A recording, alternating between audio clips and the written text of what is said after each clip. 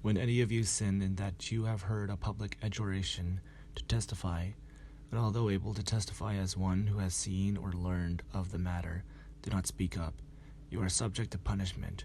Or when any of you touch any unclean thing, whether the carcass of an unclean beast, or the carcass of unclean livestock, or the carcass of an unclean swarming thing, and are unaware of it, you have become unclean and are guilty. Or when you touch human uncleanness, any uncleanness by which one can be unclean, and are unaware of it, when you come to know it, you shall be guilty. Or when any of you utter aloud a rash oath for a bad or a good purpose, whatever people utter an oath, you are unaware of it. When you come to know it, you shall in any of these be guilty. When you realize your guilt in any of these, you shall confess the sin that you have committed. And when you shall bring to the Lord as your penalty for the sin that you have committed a female from the flock, a sheep or a goat as a purification offering, and the priest shall make atonement on your behalf for your sin.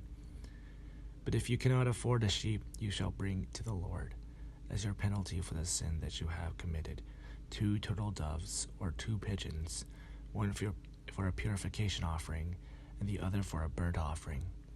You shall bring them to the priest, who shall offer first the one for the purification offering, wringing its head at the nape without severing it.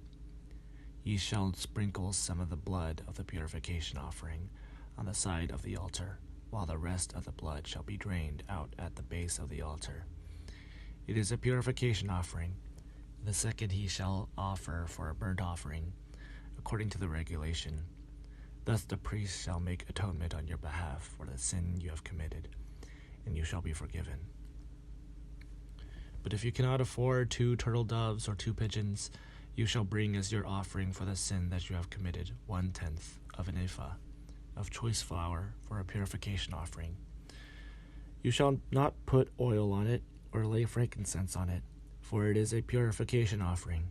You shall bring it to the priest, and the priest shall scoop up a handful of it as its memorial portion, and turn this into smoke on the altar, with the offerings by fire to the Lord. It is a purification offering. Thus the priest shall make atonement on your behalf, or whichever of these sins you have committed, and you shall be forgiven. As with the grain offering, the rest shall be for the priest. The Lord spoke to Moses, saying, When any of you commit a trespass and sin unintentionally against any of the holy things of the Lord, you shall bring as your guilt offering to the Lord a ram without blemish from the flock, convertible into silver by the sanctuary shekel. It is a guilt offering, and you shall make restitution for the holy thing in which you were remiss, and shall add on one. You should add 1/5 to it, and give it to the priest. The priest shall make atonement on your behalf with the ram of the guilt offering, and you shall be forgiven.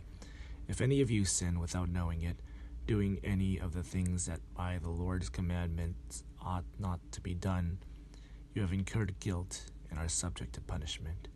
You shall bring to the priest a ram without blemish from the flock, or the equivalent, as a guilt offering. And the priest shall make atonement on your behalf for the error that committed unintentionally, and you shall be forgiven. It is a guilt offering. You have incurred guilt before the Lord.